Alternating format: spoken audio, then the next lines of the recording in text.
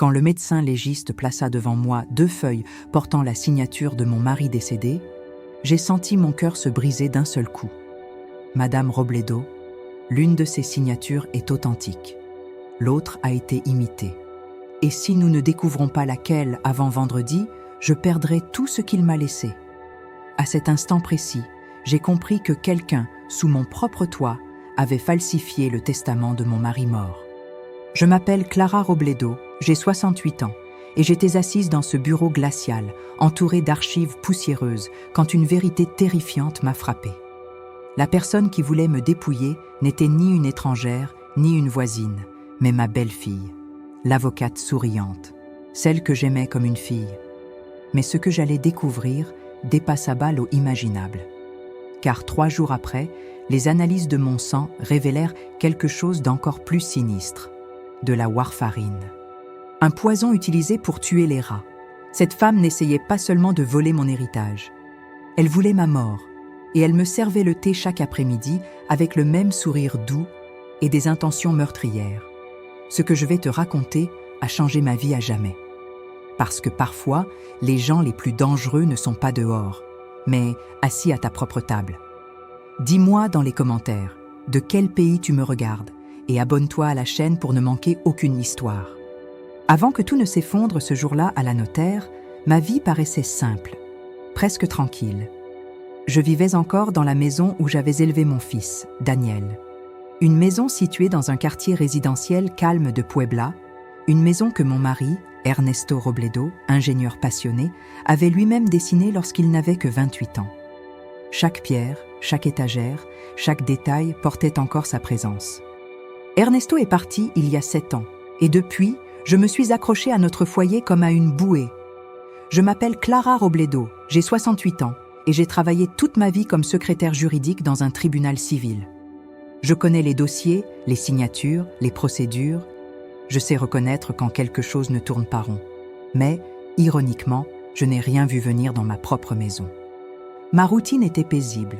Mon jardin le matin, mes tamales le dimanche, un peu de lecture l'après-midi. Daniel passait souvent le week-end avec moi. Mon fils, mon unique fils, mon point sensible, travailleur, gentil, droit, mais trop confiant. Beaucoup trop confiant. Et puis, elle est arrivée dans nos vies. Si j'avais écouté mon instinct ce premier jour, rien de tout cela n'aurait peut-être eu lieu. Je me souviens parfaitement de la première fois où j'ai vu Laura Fernandez. C'était lors d'un dîner que Daniel avait organisé pour me la présenter officiellement. Elle est entrée vêtue d'une robe blanche, élégante, tenant un petit bouquet de fleurs fraîches. Sa voix douce remplissait la pièce comme une brise parfumée. « Madame Clara, je suis tellement heureuse de vous rencontrer enfin. Daniel me parle de vous chaque jour. » Elle m'a serrée dans ses bras avec une chaleur presque trop parfaite. Je l'ai cru. Je voulais y croire. Au début, Laura semblait être la belle-fille idéale, polie, affectueuse, attentionnée. Elle mettait la table, aidait à cuisiner, me demandait mes recettes, me disait même « Vous êtes la famille que j'ai toujours rêvé d'avoir. » Et moi, naïve, je la voyais comme une fille que je n'avais jamais eue. Le jour de leur fiançailles, j'ai pleuré de joie. La veille du mariage, elle m'a offert un collier en disant « Pour que vous sachiez que vous faites partie de ma vie pour toujours. » Et je l'ai cru. Je l'ai vraiment cru. Mais parfois, la douceur n'est qu'une façade. Les premiers signes étranges sont arrivés doucement, comme une pluie fine qu'on ignore jusqu'à ce qu'elle devienne tempête. Un jour, alors que je rangeais de vieux dossiers dans le bureau d'Ernesto, Laura est passée à côté de moi et a lâché d'une voix légère « Vous devriez faire attention à ces papiers, Suegra. Certains pourraient disparaître sans qu'on s'en rende compte. » Elle a souri. Mais ses yeux avaient une lueur que je ne connaissais pas encore. Quelques semaines plus tard, elle a commencé à m'aider avec mes documents personnels. « Je peux vérifier votre testament, maman Clara, » disait-elle. « C'est mon domaine. Je peux vous conseiller. » Je refusais poliment, mais elle revenait à la charge, toujours avec douceur, jamais frontalement. Puis, elle a commencé à déplacer mes affaires. « J'ai rangé vos tiroirs pour éviter toute confusion, » me disait-elle. Mais je remarquais que certains dossiers n'étaient plus à leur place, que certains papiers semblaient avoir été lus. Et puis un premier incident a tout changé. Une après-midi, j'ai voulu ouvrir un compte pour payer des réparations dans la maison. À la banque, on m'a dit qu'une autorisation récente exigeait désormais une co-signature de mon représentant légal. Mon quoi? On m'a montré un document signé avec mon nom, mais pas mon écriture. Je suis rentrée chez moi bouleversée. « Daniel, tu étais au courant ?»« Oui, maman. C'est Laura qui a proposé ça. C'est juste pour te protéger des arnaques. »« Et tu n'as rien dit ?»« Maman, c'est ma femme. Elle sait ce qu'elle fait. » Ce soir-là, j'ai compris que quelque chose se préparait derrière mon dos. Je me suis rendue dans le bureau d'Ernesto pour vérifier nos anciens dossiers. J'ai ouvert le tiroir où il gardait toujours sa plume Parker, celle avec laquelle il signait les documents importants. Elle avait disparu. Des jours plus tard, je l'ai vue dans les mains de Laura, en train de signer des papiers dans son cabinet. « Je l'ai trouvée dans un tiroir », dit-elle avec un sourire froid. « Cette plume appartenait à mon mari », murmurai-je. Elle haussa les épaules et continua d'écrire. Ce n'était que le début de la descente. Rapidement, son ton envers moi changea. « Vous devriez vous reposer, Suegra. À votre âge, gérer des dossiers, c'est trop lourd. » Toujours avec ce sourire professionnel, mais désormais condescendant. Daniel, lui, ne voyait rien. Un soir, Laura lâcha soudain. « Si jamais il vous arrivait quelque chose, ne vous inquiétez pas. Daniel et moi prendrions soin de tout. » « Je n'ai pas l'intention de partir, ma fille, » répondis-je. Elle rit doucement. Mais son regard resta fixé sur moi, trop longtemps. Puis vint l'incident qui me fit douter pour de bon. En rangeant un classeur, j'ai trouvé un brouillon de testament d'Ernesto, provenant du notaire Don Julio Herrera, ami de mon mari. Mais ce brouillon ne ressemblait pas à celui que nous avions signé ensemble. Certaines phrases étaient modifiées. Mon nom semblait déplacé. Et surtout, il manquait la signature originale. Tout mon corps s'est glacé. Ce soir-là, en fermant le dossier, j'ai murmuré pour moi-même « Ernesto, mon amour, quelqu'un joue avec ce que tu as laissé. » Et au fond de moi, une certitude naissait. Laura n'était pas la belle-fille parfaite. Elle était beaucoup plus dangereuse que ce que j'avais imaginé. Tout s'est déclenché un après-midi de juillet. Un de ces jours où l'air semble lourd, immobile, presque chargé d'un mauvais présage. J'étais passée chez Daniel pour lui apporter un gâteau à la pêche, comme je le faisais parfois quand je voulais lui offrir un moment de douceur. Je n'aime jamais entrer sans frapper, mais la porte du bureau était entr'ouverte. Et j'ai entendu des voix. « Et si elle découvre quelque chose ?» demanda Daniel, nerveux. « Elle ne découvrira rien », répondit la voix calme et glacée de Laura. « Tout est prêt. Le notaire a déjà le document. Quand le moment viendra, il ne manquera qu'une seule signature. » Je me figeai. Mon cœur se mit à battre si fort que je crus qu'ils allaient l'entendre de l'autre côté du mur. Je fis un pas en arrière et mon coude heurta une petite jardinière posée au sol. Le pot tomba et se brisa dans un fracas sec. La porte s'ouvrit brusquement. « Suegra !» s'exclama Laura avec son sourire habituel. « Vous m'avez fait peur. » Mes mains tremblaient. Je suis venue laisser un gâteau, balbutiai-je. Elle attrapa la boîte et me scruta longuement, comme si elle mesurait combien j'avais entendu. « Quel geste adorable, comme toujours, » dit-elle. « Daniel est occupé.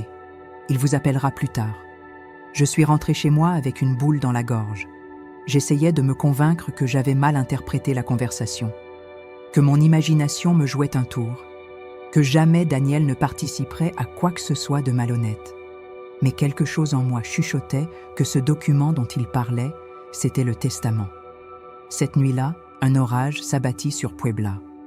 Les éclairs illuminaient le salon par intermittence, et chaque grondement semblait résonner dans ma poitrine. Assise devant le coffre où je gardais tous les dossiers d'Ernesto, j'ai ouvert le classeur contenant notre testament original. Mais quelque chose n'allait pas. Certaines feuilles étaient en déplacé, d'autres semblaient avoir été manipulées récemment. Et quand j'ai lu la version que j'avais sous les yeux, mon sang s'est glacé. Ce n'était pas le testament que nous avions signé. Pas du tout. Je n'ai pas dormi. À 7 heures du matin, sous une pluie battante, je suis partie à la notaire de Don Julio Herrera, ami fidèle d'Ernesto. « Clara ?» dit-il surpris. « Quelle bonne surprise, même si votre visage me dit que ce n'en est pas une. » Je lui expliquai tout. la voix tremblante. Il fronça les sourcils, ouvrit un tiroir et sortit un grand enveloppe cachetée. « Cela est arrivé il y a 3 semaines, dit-il. Un Nouveau Testament, soi-disant signé par Ernesto. » Je crus que mes jambes allaient céder. Soi-disant ? Oui. Votre mari avait une signature très particulière, très élégante, avec une certaine inclinaison dans le « E ». Ici, ce n'est pas la même. Et la signature a été faite avec un stylo noir à encre gel, alors qu'Ernesto utilisait toujours sa Parker bleue. Je sentis un froid glacial m'envahir. « Qui l'a apporté ?» chuchotai-je. Don Julio inspira profondément. « Votre belle-fille, la licenciada Fernandez. Elle a affirmé que tout cela venait de vous, que vous aviez approuvé. » Le bureau se mit à tourner autour de moi. Je me suis agrippé au dossier de la chaise pour ne pas tomber. Je suis sorti de la notaire sous la pluie, incapable de sentir mes propres mains. Les gouttes glaciales brouillaient ma vue, mais ce n'était pas la pluie. C'étaient mes larmes que je refusais d'admettre. Quand je suis arrivé chez moi, Laura était là, devant ma porte, avec son parapluie beige et son sourire aussi tranchant qu'une lame. « Je vous ai cherché, Suegra. » Daniel était inquiet. « Je vais bien, » murmurai-je. J'avais besoin d'air. Elle me regarda longuement, puis murmura. « J'espère que vous ne vous fatiguez pas trop, Mama Clara. Vous savez que Daniel et moi voulons toujours ce qu'il y a de mieux pour vous. » Son ton doux me donna envie de crier, mais je n'avais pas encore de preuves. Juste un instinct et un cœur brisé. Cette nuit-là, alors que je préparais du thé, j'entendis un cliquetis métallique venant du bureau d'Ernesto. Je savais exactement ce que c'était. Le tiroir du bureau. Je me suis approché. La porte était entr'ouverte, et à travers la fente, j'ai vu sa silhouette. Laura, avec des gants, rangeant quelque chose dans son sac. Je poussai la porte d'un geste sec. « Que faites-vous ici ?» demandai-je, la voix étranglée. Elle sursauta, puis afficha son masque habituel. « Je cherchais les documents d'assurance. Daniel me l'a demandé. »« De nuit, avec des gants ?»« Je suis très méticuleuse, » répondit-elle avec un sourire glacial. Quand elle partit, je me précipitai vers le bureau. Le testament original avait disparu. Arraché, vidé, remplacé par une feuille déchirée. Je me suis effondrée dans le fauteuil. Les larmes me brûlaient les yeux. Pas parce qu'elle avait pris un document, mais parce qu'elle avait pris la dernière trace de confiance que j'avais. Et puis, je l'ai vu. Un petit morceau de tissu oublié dans un coin, un mouchoir brodé de ses initiales, taché d'encre noire, l'encre gel, la même qui avait servi à falsifier la signature. Je l'ai pris dans mes mains tremblantes. Et à cet instant précis, quelque chose a changé en moi. La peur s'est transformée en feu, la douleur en lucidité. Je me suis levée, j'ai essuyé mes larmes et j'ai regardé par la fenêtre le ciel qui commençait à s'éclaircir. Et dans ce moment-là, j'ai su exactement ce que je devais faire. Cette nuit-là, je ne dormis pas une seconde. La peur qui m'avait paralysée pendant des semaines se transforma lentement en une détermination brûlante. Je n'étais plus la belle-mère naïve qui acceptait les sourires hypocrites et les mots doux. J'étais la veuve d'Ernesto Robledo, une femme qui connaissait les lois, les signatures, et qui refusait désormais d'être piétinée. Dès le matin, je suis retournée à la notaire. Don Julio, en me voyant franchir la porte, soupira profondément. « Clara, elle est venue chez vous, n'est-ce pas ?»« Elle a pris le testament original, » répondis-je. « Je n'ai plus aucun doute. » Il posa sa tasse de café, se redressa et dit avec gravité « Alors il est temps que je vous présente quelqu'un. » C'est ainsi que je rencontrai Maître Gabriela Torres, une avocate pénaliste d'à peine 35 ans, au regard ferme et à la poigne de fer. « J'ai vu beaucoup de fraudes, » me dit-elle en feuilletant les premières copies. « Mais quand cela vient d'une belle fille, ça fait plus mal que tout. »« Je ne veux pas de vengeance, » murmurai-je. « Je veux la vérité. »« Alors on va la chercher ensemble. » Jusqu'au bout. À partir de ce jour, ma vie changea totalement. Chaque soir après les heures d'ouverture, nous nous retrouvions dans la vieille salle d'archives de la notaire. Gabriela analysait chaque signature, comparait chaque battement d'encre, examinait au microscope les moindres traits. Un perito graphotechnico, le professeur Aguilar, un expert reconnu, accepta d'étudier les documents. Son rapport coûta 4800 pesos. Toute ma petite épargne, mais je n'hésitais pas. 3 jours plus tard, il posa les feuilles sur la table et déclara « Ici, on a clairement une imitation calligraphique. La pression n'est pas la même. L'encre non plus. Cette signature est fausse. » J'eus les larmes aux yeux. Pas de tristesse cette fois, de soulagement. Nous tenions une preuve. Gabriela demanda à examiner mes relevés bancaires des 6 derniers mois. En les comparant à mes habitudes, elle fronça les sourcils. « Clara, ces virements ne viennent pas de vous, et ils vont sur un compte joint au nom de Daniel et Laura. Pour dépenses domestiques, lut-elle. Je me sentis trahi une deuxième fois, mais Gabriela posa une main sur mon bras. « Vous n'êtes pas seul. On avance. » Pendant ces semaines d'enquête, je reçus un soutien que je n'attendais pas. Ma voisine, Doña Teresa, une veuve au caractère bien trempé, frappait chaque soir à ma porte avec du pain frais et du café. « Ne laisse pas cette femme te voler aussi ta paix, Clara, » disait-elle. « Les papiers se récupèrent, la dignité, jamais. » Ces mots me tenaient debout. Un soir, Gabriela arriva essoufflée, presque triomphante. « Nous avons quelque chose de décisif. » Elle posa son ordinateur portable sur la table et lança une vidéo. On y voyait l'entrée de la notaire.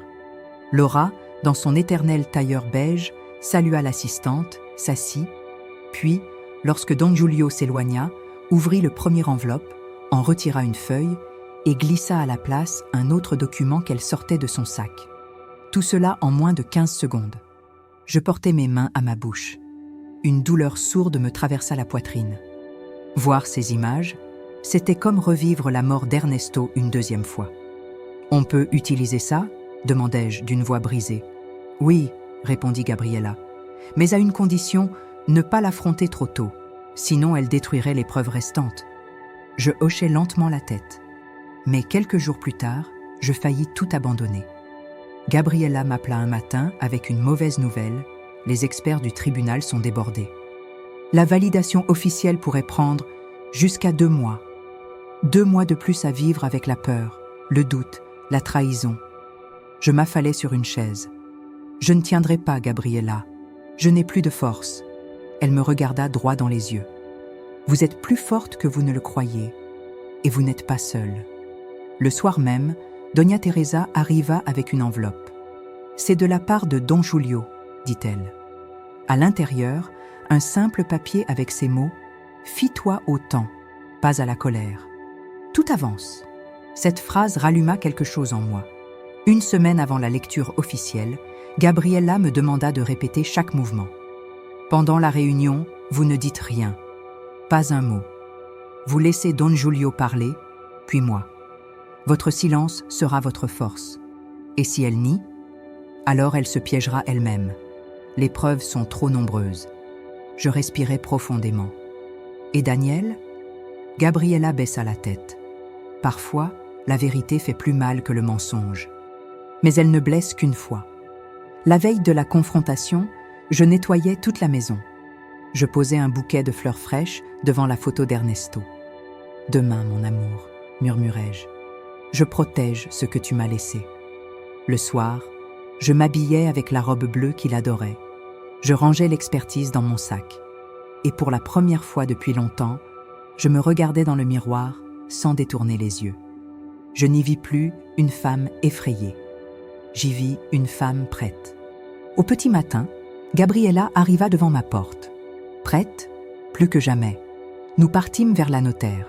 Et pour la première fois depuis des mois, je n'avais pas peur. J'avais un but. Et j'étais prête à affronter la vérité. Le jour de la lecture officielle arriva avec une tension presque palpable dans l'air. La notaire de Don Julio avait été préparée pour une réunion formelle. Les chaises alignées, les dossiers scellés sur la grande table en bois et l'odeur du café qui venait d'être servi. Nous étions 9 personnes dans la salle. Don Julio, son assistant, maître Gabriela Torres, les 2 témoins légaux exigés par le tribunal, 2 représentants judiciaires, Daniel, Laura et moi. Je m'assis face à Laura. Elle portait son éternel tailleur beige impeccable, son sac posé sur ses genoux et ce sourire poli qui me donnait envie de frissonner. « Prête, Suegra ?» dit-elle en croisant les jambes. « Plus que jamais », répondis-je calmement. Don Giulio plaça devant lui 2 enveloppes scellées, l'original en rouge, la version récente en bleu. « Par protocole, annonça-t-il, nous commencerons par la dernière version déposée par la licenciada Fernandez. » Laura se redressa légèrement, sûre d'elle. Daniel lui prit la main. Je gardai le silence, comme Gabriela me l'avait ordonné. Le notaire déchira le sceau bleu et commença à lire. « Moi, Ernesto Robledo, en pleine possession de mes facultés, déclare... » Tout semblait normal, jusqu'à ce que sa voix se fasse plus grave. « Que tout mon patrimoine sera légué exclusivement à mon épouse légitime, la licenciada Laura Fernandez de Robledo. » Daniel fronça les sourcils. « Quoi ? Fernandez de Robledo ? Mais tu ne... » Laura lui serra le bras. « Chérie, ton père voulait que je protège tout. C'est logique. » Mais Don Giulio leva soudain la tête, les sourcils arqués. « Très curieux, licenciada. Ernesto Robledo est décédé il y a 7 ans. Et vous avez épousé son fils il y a 4 ans à peine. » Le silence tomba comme une pierre. « De plus, continua-t-il, ce document est daté d'il y a 3 mois. 3 mois. » Daniel se leva brusquement, livide. « Impossible, c'est impossible. » Gabriela déposa alors un dossier bruni sur la table. « Voici le rapport de l'expert graphologue. La signature est une imitation. L'encre utilisée est un gel noir, incompatible avec la Parker bleue qu'Ernesto utilisait toujours. » Les témoins murmurèrent. Laura blêmit. Ses doigts se crispèrent sur son sac. « C'est un malentendu, » balbutia-t-elle. Don Giulio appuya sur un bouton. Un écran se déploya. La vidéo commença. On la voyait entrer dans la notaire. Sourire poli. Un regard autour. Puis dès que Don Giulio sortait de champ, elle ouvrait secrètement l'enveloppe, retirait la feuille originale, en glissait une autre, scellait le tout en 15 secondes. La salle entière resta figée. « Laura, » murmura Daniel, « tu as falsifié le testament de mon père ?» Elle tremblait, mais au lieu de pleurer, elle éclata. « Oui, oui, et alors ?» hurla-t-elle en se levant. « Cette maison vaut 2 millions de pesos. 2 millions. Et vous vouliez tout laisser à une vieille qui n'en a même plus l'usage. » Un des représentants judiciaires se leva. « Licenciada, calmez-vous. »« Non, » cria-t-elle. « Je me suis tuée au travail pendant que cette femme vivait dans le luxe de son défunt mari. Je voulais juste équilibre. Je me levais lentement. Tu voulais mon héritage. Tu voulais ma maison. Et tu voulais ma vie. » Elle détourna les yeux, mais ses lèvres tremblaient. Gabriela posa alors une autre photo sur la table. Un homme âgé. « Reconnaissez-vous ce client ? Octavio Fuentes, 81 ans. Décédé après avoir modifié son testament en votre faveur. » Laura devint livide. « C'était un cadeau de gratitude. »« Le corps a été exhumé, » répondit Gabriela. « Warfarine. La même que dans le sang de Madame Robledo. » Le souffle de Laura se coupa net. Daniel mit une main sur sa bouche, horrifié. « Tu as tenté de tuer ma mère ?» Laura recula, les yeux écarquillés, comme un animal pris au piège. « Je voulais juste accélérer les choses. Elle n'était pas censée souffrir. » Les 2 représentants judiciaires s'approchèrent. « Licenciada Laura Fernandez, vous êtes en état d'arrestation pour falsification de documents publics, fraude notariale et tentative d'homicide. » Elle hurla. « Ne me touchez pas, je suis avocate. Vous n'avez pas le droit. »« Nous avons l'obligation, » répondit l'un d'eux en lui saisissant les poignets.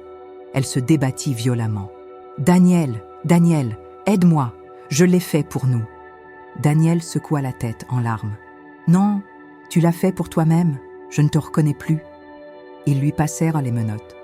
Son tailleur beige parfait S froissait. Son mascara coulait. Sa respiration était haletante. La femme impeccable n'était plus qu'une ombre. Cette humiliation était sa chute. Alors qu'il l'emmenait, elle me lança un dernier regard chargé de haine. « Si tu avais signé quand je te l'ai demandé, rien de tout ça ne serait arrivé. » Je restai immobile. Gabriela posa une main sur mon épaule. « C'est fini, Clara. Je regardais le soleil entrer par la fenêtre. Un rayon éclairait le dossier rouge encore scellé, le vrai testament. Daniel s'agenouilla devant moi, sanglotant. « Maman, pardonne-moi, je ne t'ai pas protégée, je n'ai rien vu. » Je posai mes mains sur ses joues. « Ce n'est pas ta faute, mon fils. Elle nous a trompés tous les deux. » Don Julio signa les derniers documents. « Ernesto serait fier de vous, Clara, » dit-il. « Vous avez protégé son nom. » Alors que nous quittions la salle, un des représentants judiciaires revint vers Gabriela.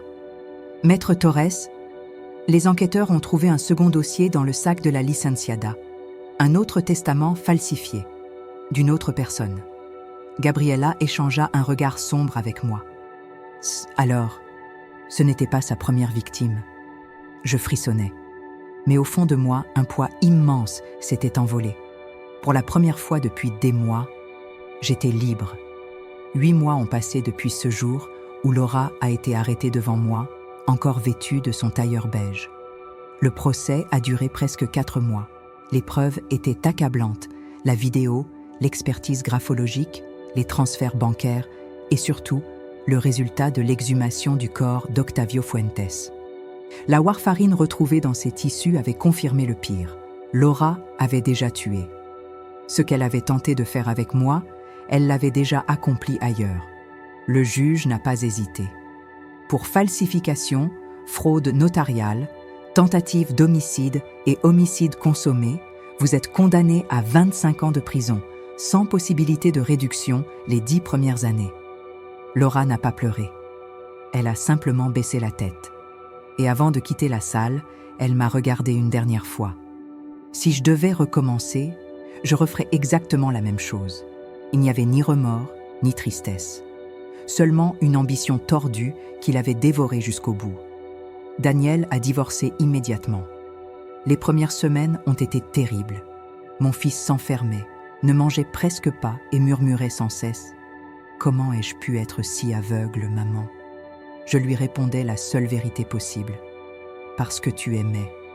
Les gens bons n'imaginent pas la malveillance des autres. » Il a commencé une thérapie, lentement, et a fini par se relever. 3 mois plus tard, il a rencontré Sofia, une jeune institutrice au rire doux et aux yeux honnêtes. La première fois qu'elle est venue chez moi, j'ai senti mon cœur se bloquer, par peur. Mais Sofia n'a pas regardé mes meubles ni demandé la valeur de la maison. Elle a simplement observé la photo d'Ernesto. « Votre mari avait un sourire magnifique », murmura-t-elle. Et j'ai su qu'elle était différente. Aujourd'hui, à 69 ans, je vis en paix. Ma santé s'est stabilisée et les médecins disent que les doses de warfarine que Laura m'avait administrées n'étaient pas assez fortes pour être mortelles. Elle avait mal calculé. Ou alors, la vie m'avait clairement donné une seconde chance.